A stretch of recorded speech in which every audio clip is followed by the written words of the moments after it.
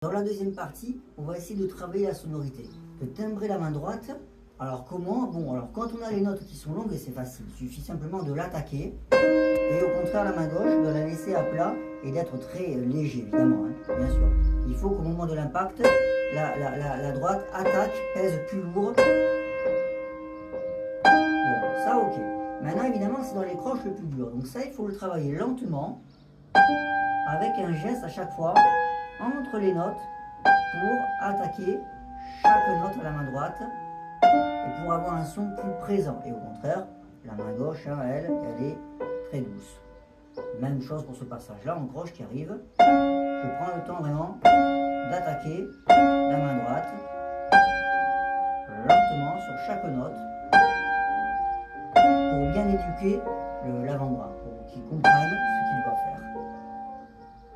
Voilà, ça on peut le travailler très lentement. Une fois qu'on est sûr de ce geste, qu'on a bien senti, on peut accélérer. Mais en accélérant, on va essayer de le conserver.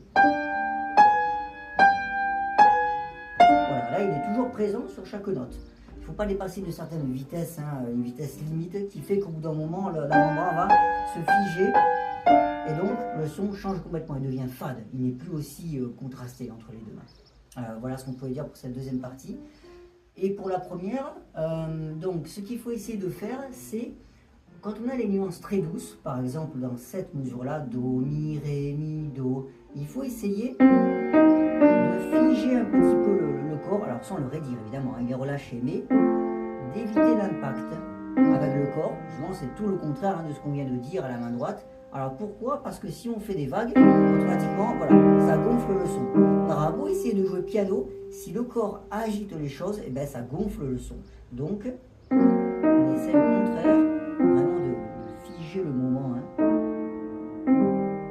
Très doux. Le corps a une certaine immobilité, il y a juste l'enfoncement des doigts qui fait que c'est très léger. Et après, au contraire, là on va jouer plus fort. Hop, voilà, là j'attaque.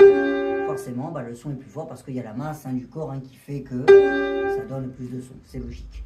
Donc voilà, l'attitude du corps va jouer, va influencer le son directement. Voilà ce qu'on peut dire là-dessus.